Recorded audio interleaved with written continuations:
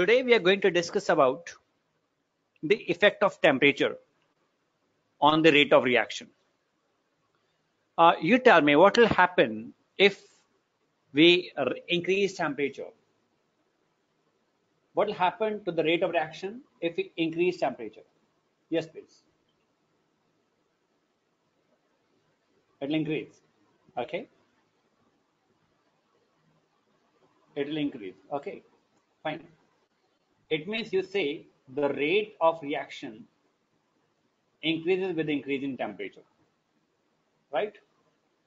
In certain cases, rate first increases and then decreases. Can you tell me this example here? Anyone? Any one example that you can tell me?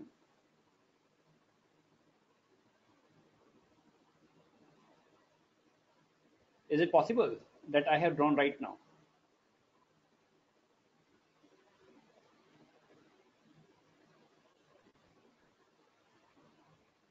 Very good, very good.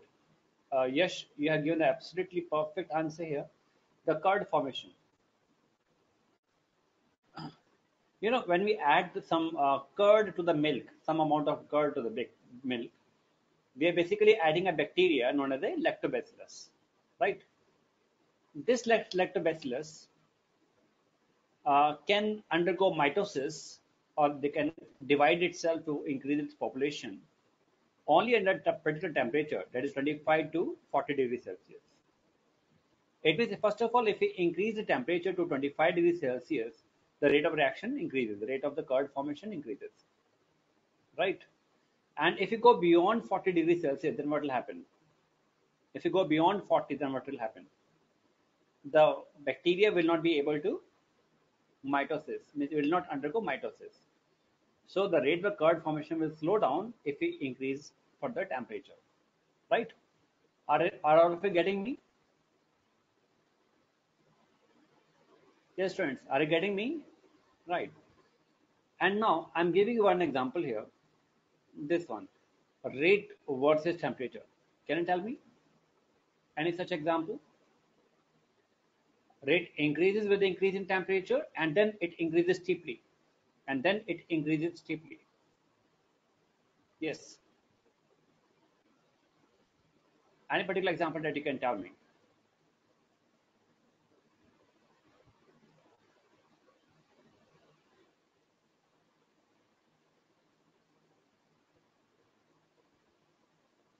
No answer? Okay, I tell you here. Explosive reactions. Have you seen those Diwali crackers? The same way? Yes, friends. Yes. So first we see that if we are giving some fire to that cracker, it slowly increases, and then it immediately undergo plastic reaction. Right? This is the case of the explosive reaction. So rate increases with the increase in temperature, but the graph is like this. Right? So it is wrong to say that rate of reaction just increases. In certain cases, I'll give you one more example here also, that rate versus temperature, and it is decreasing. With increase in temperature, rate is decreasing. With rise in temperature, rate increases with rise in temperature, right? Yes, exponential decay, absolutely correct here. You are giving a right, yes, you know, you are giving a very good answer here, right? So there are many cases here, right? So it's for most of the reactions that we do in the practical lab are of this nature, the first case, right? But other cases are also there. Rate is increasing with increase in temperature. Yes, it increases, right? But in certain cases, it first increases and then decreases. In certain cases, it increases and then steeply increases, right? Good. Okay. Are all of you getting me? If you answer, 100% are getting me today, right? Now, we are going to discuss here the effect of temperature. How will the rate of reaction vary with the increase in temperature or decrease in temperature here? For that,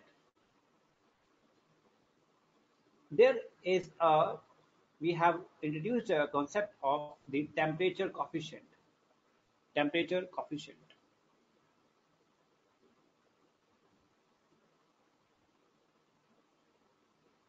We call it the theta value, right? Now we know that rate is equal to some constant k into the concentration to the power n, and rate of reaction depends upon two factors here. Number one, k, and number two, a. A to the power n means concentration, and k is the rate constant.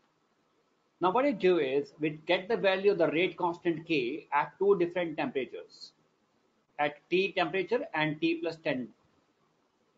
We find that this ratio is theta value, and this theta value is greater than 2 and less than 3.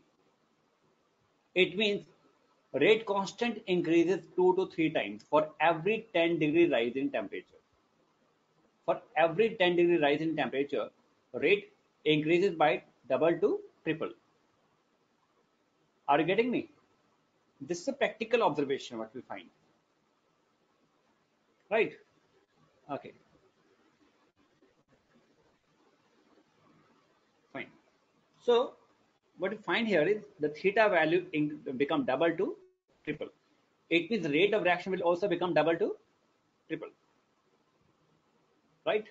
So to prove this thing, why it increases double to triple, a theory was proposed here that was called as collision theory. Now we are going to discuss about this collision theory in detail. Right? So what we assume here is that the particles are constantly moving in the container and they're colliding with each other. Right? This collision is very, very fast, that is 10 to the power 30 or more, right? Or more. Minimum is this. Right? Is that clear? That collisions are going on and the collision speed is too fast. What we assume here that with rise in temperature, this collision frequency increases. I am using a word here, collision frequency. Can you tell me what is the meaning of the word here, collision frequency?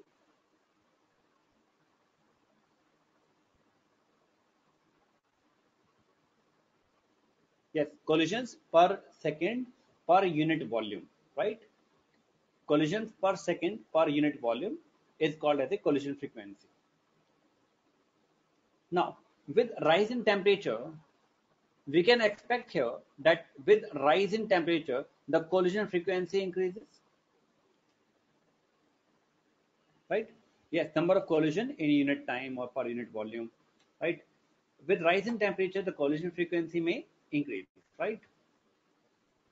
But actually, if you calculate here the collision frequency ratio at two different temperatures, that is the collision frequency at 298 Kelvin and at 308 Kelvin. I'm taking the ratio of the two. That is equal to now 308 upon 298. If you calculate this value comes out to be equal to 1.016. It means the increment is only 16%. It is not double. And if it is not getting double or triple, the rate will not increase by double or triple. Are you getting me? Yes, students, are you getting me? Right. So what we are thinking here, yeah, I'm explaining here. Yes, very good. I repeat, what we are expecting here is, number one, what is collision frequency? This concept is clear, number one. Number two, what we are thinking is, this collision frequency is directly proportional to the square root of temperature. That you have done in the +1 level in the physics also. And now what we have done is, we have taken the collision frequency ratio at two different temperatures, differing by 10 Kelvin. This ratio comes out to be equal to 0.16%. It means the collision frequency increases by 16%, not more than that. And our practical observation is the rate of reaction is increasing by double to triple. It means that this should come out to be 2 to 3 value, but actually it is coming out to be 0.16, 1.016. It means collision frequency is not a criteria to determine the rate of reaction, the effect of temperature on the rate of reaction. Are you getting me? Yes. Yes, all of you are getting me? Right. Now, what we are doing is, now let us understand here. Now, we are considering here that for every reaction, collision is must. The molecules must collide with each other, then only the product formation will take place. Are you getting me? Without collision, product will not be formed. Without collision, product will not be formed. Okay, it means collision, whenever the molecules collide, they must give the product. My question is, does every collision give rise to product formation? Does every collision give rise to product formation? No. Fine. In your room right now, there might be some objects made up of the wood. Yes or no? Yeah, many things are there. Table, door, many things. And there is of course, there is an oxygen in your room. Yes or no? The oxygen is colliding with the wood. Does it give combustion reaction? Does this reaction take place? No. The collision is going on. The collision is going on, but the reaction does not take place. Right? Why reaction do not take place? There are two barriers in the rate of reaction. Number one, they don't have sufficient energy. Number one point. Number one point, the colliding molecules don't have sufficient energy. Number two, if they have proper orientation, if they have proper energy, they don't have proper orientation. Let us understand here what is the meaning of sufficient energy and proper orientation. Right? Okay. Now, to understand here the sufficient energy and proper orientation, let us now understand here. Um, I meet roughly 500 people in one day, but I'm not able to make friend, even a single friend out of it. Out of every meeting, 500 people I am meeting daily, right, in one day, but I'm not able to make them, even a single person, as my friend. Do you know why? Do you know why? Any particular reason? You can tell me.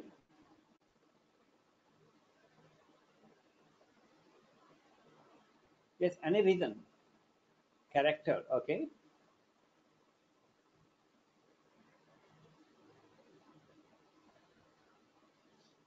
Behavior, okay. Habits, okay. Okay. It means you might be observing, you might be thinking, you might be like observing these traits in a person to make them as a friend. Okay. Time met, okay. Thinking. But what I see, no, think like this. What I see, the energy content in the molecule means the energy with which I meet anybody, they are lazy. They are lazy. They talk in very lazy manner, and I talk energetically. And there my views, like our energy do not match, right? So one possibility is they are colliding with me, but they have less amount of energy, right? Maybe like this. Second is, even if they are properly, even if they have some energy, they are not properly orientated. Orientated means they are not meeting me properly, right? Let us understand here with one example here. Take up this example that these molecules are colliding. See here, these molecules are colliding and give rise to product. But if they collide in some other way, I give you one example here. I had an example of a carbon monoxide here, the carbon dioxide molecule here, and another molecule is nitrogen monoxide. The possible product is now carbon monoxide and NO2. Possible product is this one. If the carbon and nitrogen react, they collide, the product is not formed. If oxygen and oxygen collide, even that product formation does not take place. But if the nitrogen and oxygen collide, the product formation takes place. Are you getting me? It means collision must be having proper orientation. If they don't have any particular orientation, proper orientation, they will not give the product. Are you getting me, all of you?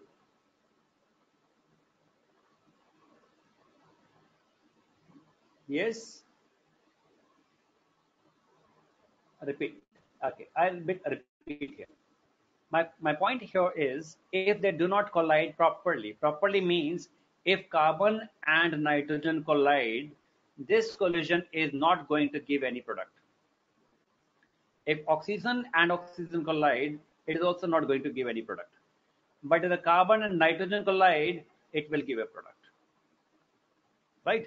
It means this collision is allowed and is a product forming collision. This is the proper collision. Other rest all collisions are not proper orientation of the collision. Now is that clear? Everyone is clear?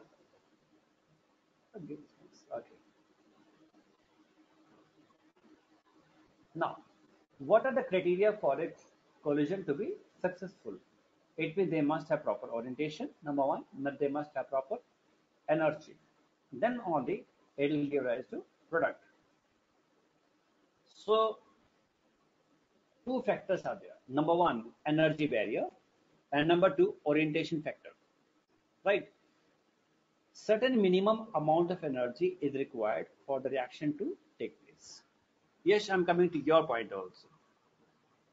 I'm making a graph here of the energy and progress of reaction. Yes, I will explain your point also. It is a graph between the energy and progress of reaction. This is the energy of the reactant. This is the energy of the reactant. We call it as its internal energy.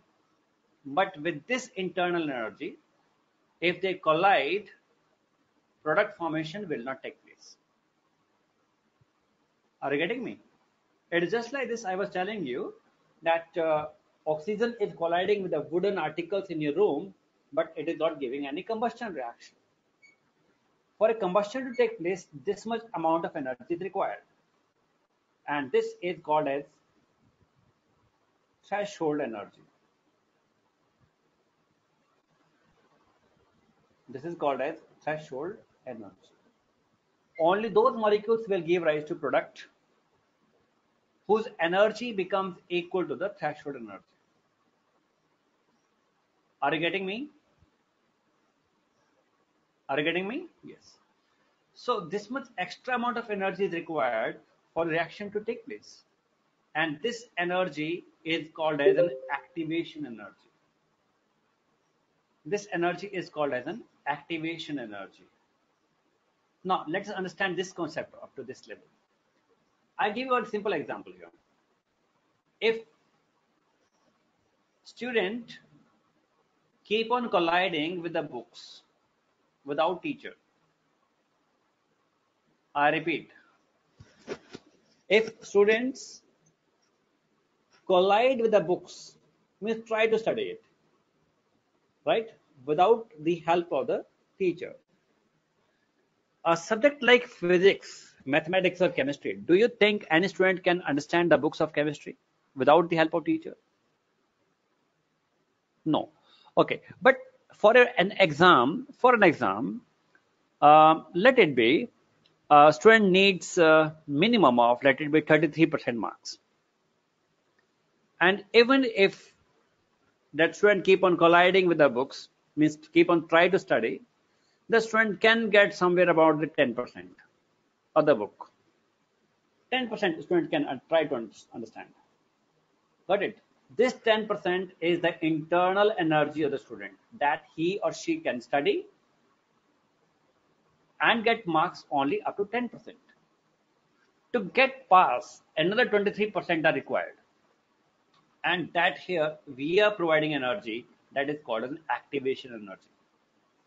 So this is the threshold energy. Total amount of energy is the threshold energy, and the internal energy is U, and extra energy we have to provide is the activation energy. Are you getting me? Now, let us see what is happening here, right?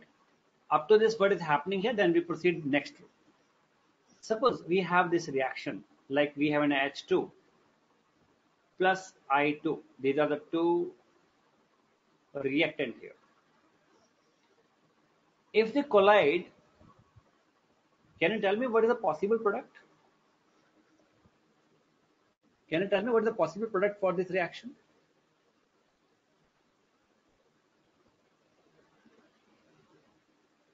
HI, very good. But directly product formation does not take place. Directly product formation does not take place. Your high and HI is the same thing, yeah. No problem. I can understand. Right. High and HI, very good. Means to address somebody, to call somebody as high, call him as a hydrogen iodide. Yes, that's good. Today we have discovered one another chemical language of communication. Good, Nia. Okay. Now, if they collide, the reaction will not take place directly. But we have to provide some additional amount of energy to make it equal to the threshold energy.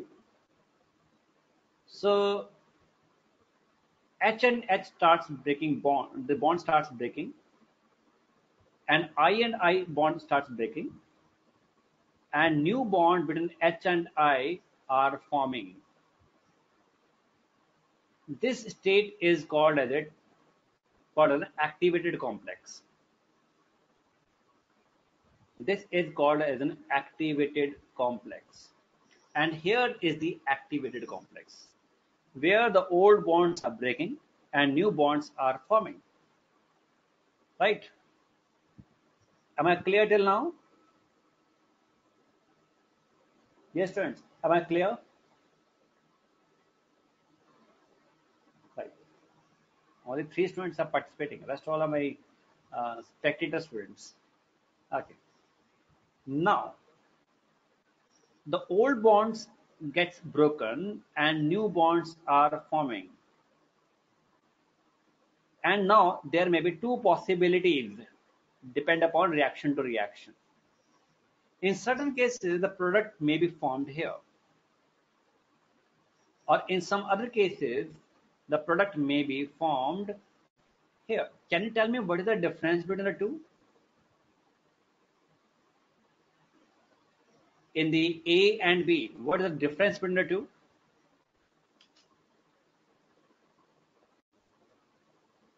Yes, students, can you tell me the difference?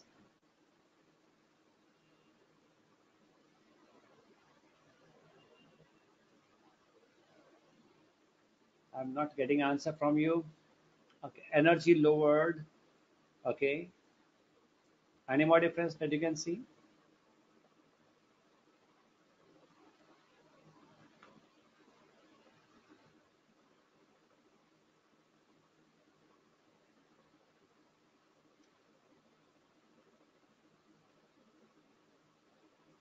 More difference?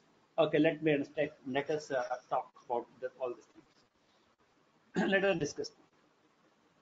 See, the product energy is more and the reactant energy is less in the first case. This value is called as a delta H value. Can you tell me what is delta H? Can you tell me what is delta H here?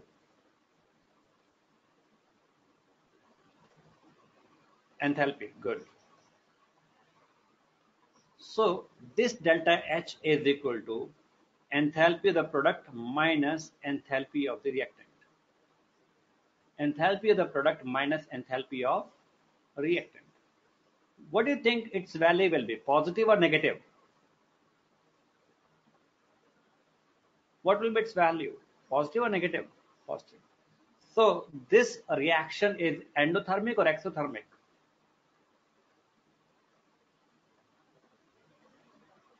Endothermic.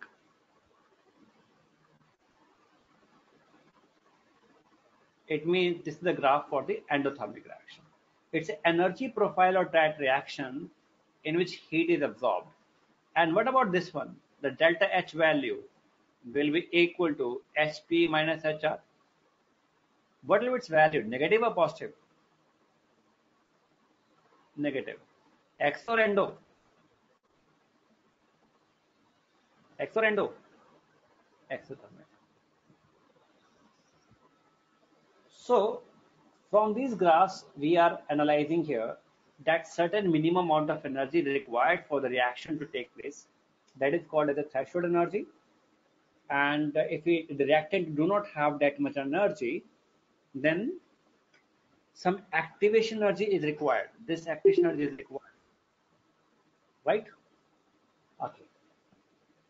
Now, if reaction is reversible, important point now I will discuss here. If reaction reversible means a reactant to give product and product to give reactant. I say this is the activation energy for the forward direction. I am writing as EACDF. And this is the activation energy for the backward direction.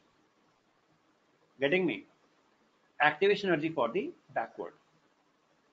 Now, activation energy forward is greater than activation energy for the backward for exothermic reaction. Am I clear? Yes, friend. Am I clear? I'll repeat. It will make it very clear then. Fine. I repeat here on another page. Wait. Just a minute.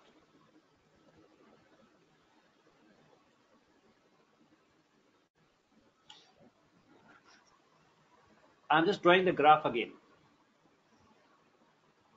Here we have an energy, and this is the progress of reaction.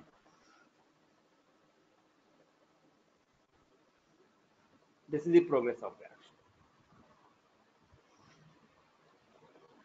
This is the energy of reactant, and we call it is its internal energy. We call it is its internal energy. Getting me? Yes. Please respond to my questions, right? Yes, no, short, in short, whatever. So that I should be able to get that you're getting me or not.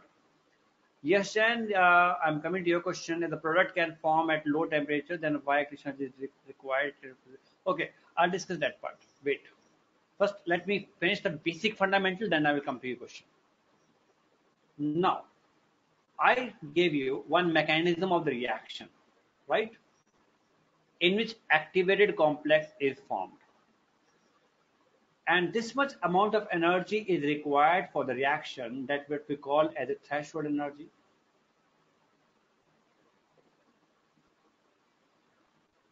Is internal energy sufficient for the reaction to take place? Yes or no? No. Okay. Is the room temperature sufficient for the combustion of the wood? No. Right. Then what do we do if you want to burn a wood? What do we do? Generally, what do we do? You tell me.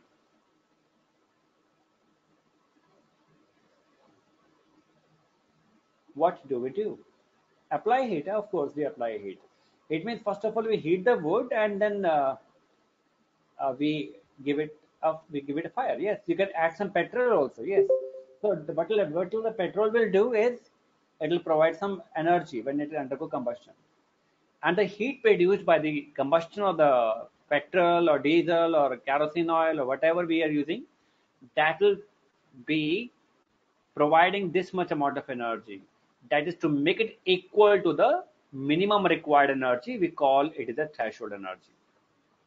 Now, this additional amount of energy is called as dash. Finish it, complete it. This additional amount of energy is called as dash. Fill the blanks dash. Very good. Activation energy. I am representing it as an EACT. Activation energy.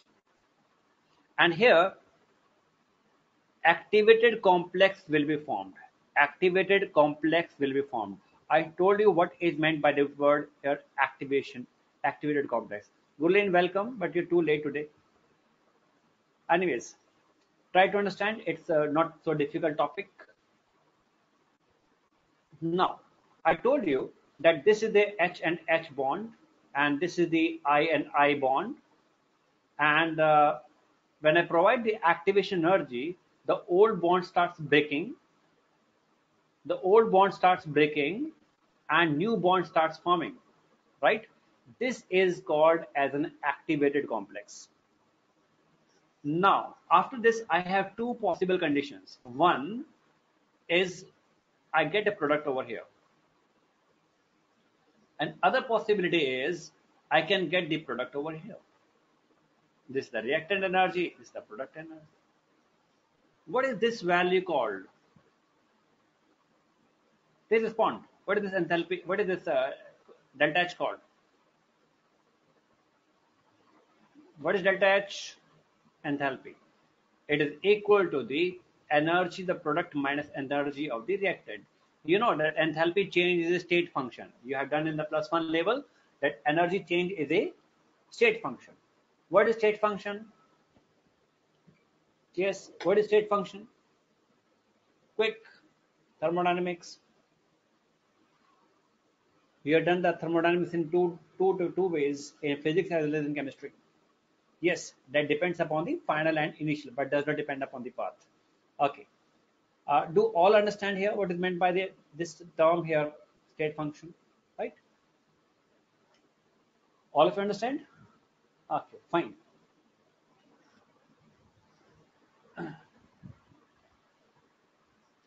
Now, what is this delta H here? Will it be positive or negative?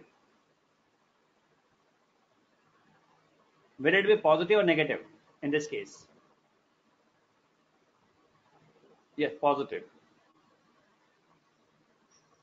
Now, if I say here the product is formed and HI is formed here, you can say the HI is formed here. The old bonds are broken and new bonds are formed. Let it be. This activation energy, suppose I say reactant is converting into B and B is converting into A. Why a product is formed below the threshold energy? Um, the energy content of the okay, that's energy content of the product is different from the energy content of the intermediate. I repeat my statement here, very important. Energy content of the product is different from the energy content of the intermediate. It means intermediate is more unstable as compared to the product as well as of the reactant. As well as of the reactant. Are you getting me? I explain it like this. Uh, energy content. I'm talking about the energy content, heat content. as an internal energy. I'm talking about the internal energy. That internal energy, the reactant is this much, product is this much, right?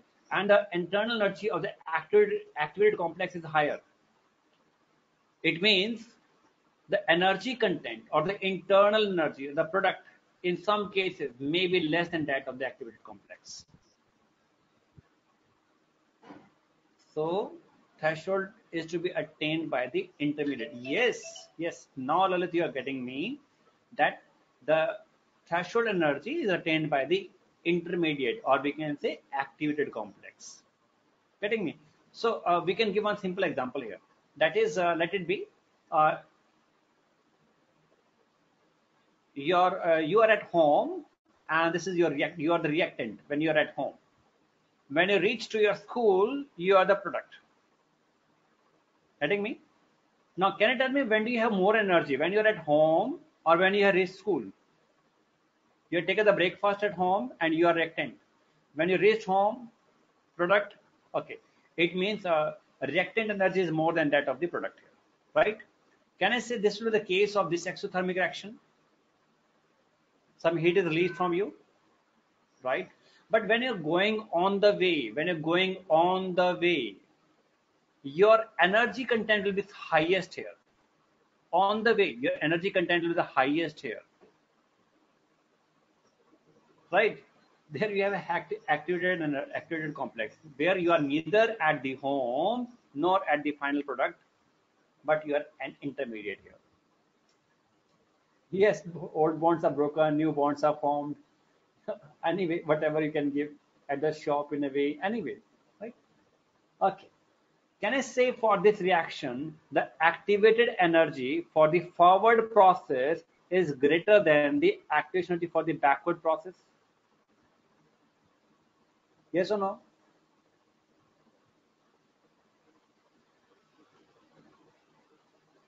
Are you getting me? Yes. And for this exothermic reaction, this is the activation energy for the forward reaction, and this is the activation energy for the backward reaction.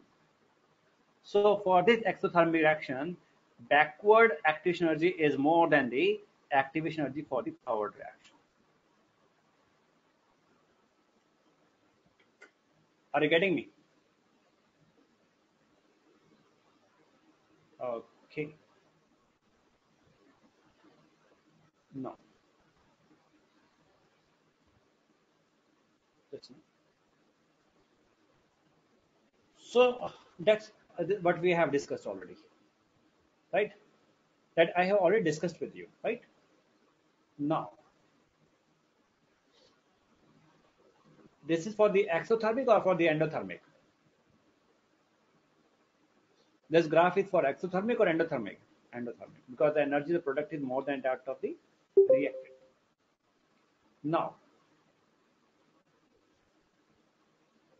this thing I have explained. Right now, I have explained here. Just say this. I have explained, yes or no? Yes. Okay. That I have already explained. Wait a minute. Now, I'll be discussing about this effect of temperature on the rate of reaction. Very important one. I'm talking about the, first of all, energy content of the molecules. Wait a minute.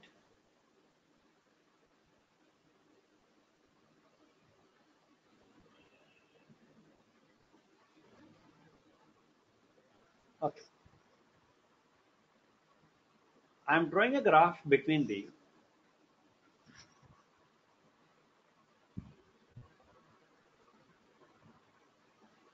fraction of molecules versus energy. In your room right now, where you are sitting right now, does all the particles of your room, air particles of your room, have equal energy?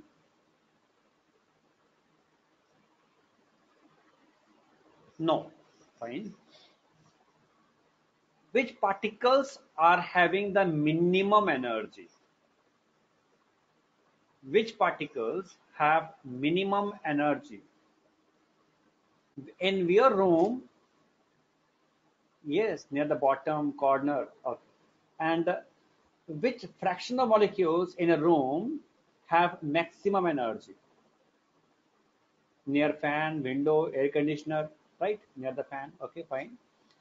And the intermediate amount of energy is between the two, right? Intermediate amount of energy is between the two. Can you tell me which fraction is highest? The one with the minimum energy, one with the maximum energy, or the one with intermediate amount of energy? Intermediate, right? Perfect. Now I can draw a graph like this. Very less fractional molecules have very low energy. Very less fractional molecules have very high energy. And this much amount of fraction have some intermediate amount of energy. Maximum fraction has this much amount of energy. Are you getting me? All of you? This is the graph at temperature T.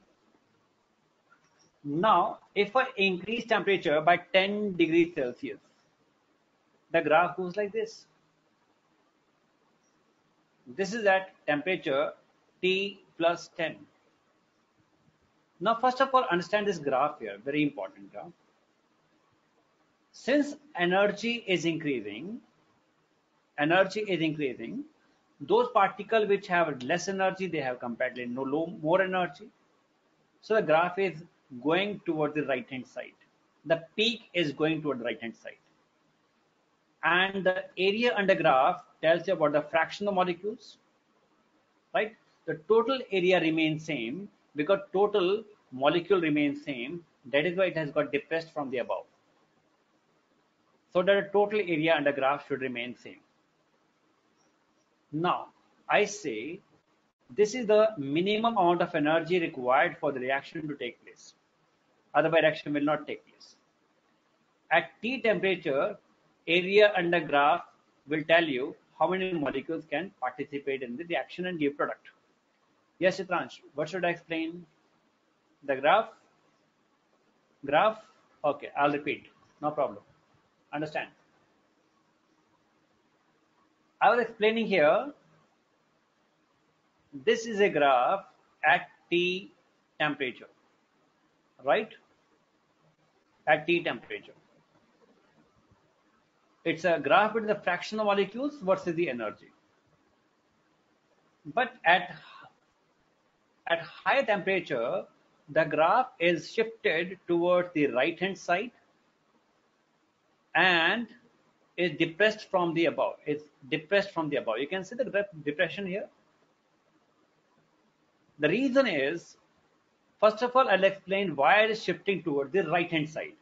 Because very simple reason, I'm raising the temperature, so the energy will increase. So every molecule will have increased amount of energy, and that is why the average energy also goes up. Till this point is clear, everyone? Yes. And now the question is, why this graph is depressed from the above? Very simple. Area under graph. If you are studying the integration, then the application of integration in mathematics that you have done or you might be doing there is area under graph will tell you how many fractional molecules have amount of energy, right? The total area remains same because the total number of molecule remains same. So if I'm shifting toward the right to maintain the area same, I must depress from the above so that the total area should remain same. Yes, I'm not talking about intermediate here, right? No. Now, this is the area. Please, all of you focus here. This is the area under graph at temperature T, which can produce the product. I'm talking about number of molecules which have sufficient amount of energy. If they collide, they can bring the product formation.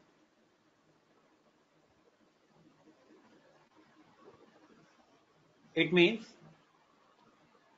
rate of reaction is directly proportional to the concentration of the reactant here, is equal to K reactant to the power N, where N is the order of reaction. Now, at temperature T plus 1, you can see this area under graph, very important, the area under graph become double to triple. It means this R value becomes double to triple.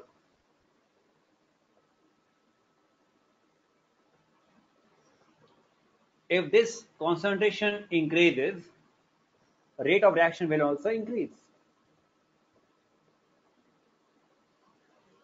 I repeat, at temperature T, this is the area under graph. See here, that is showing by the green only. And then at T plus 10, the area under graph has increased double to triple. If this concentration becomes double to triple, rate of reaction will also become double to triple.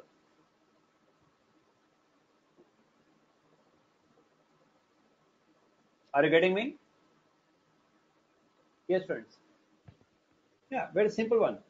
So it's a very graphical type of things to explain that why rate of reaction become double to triple.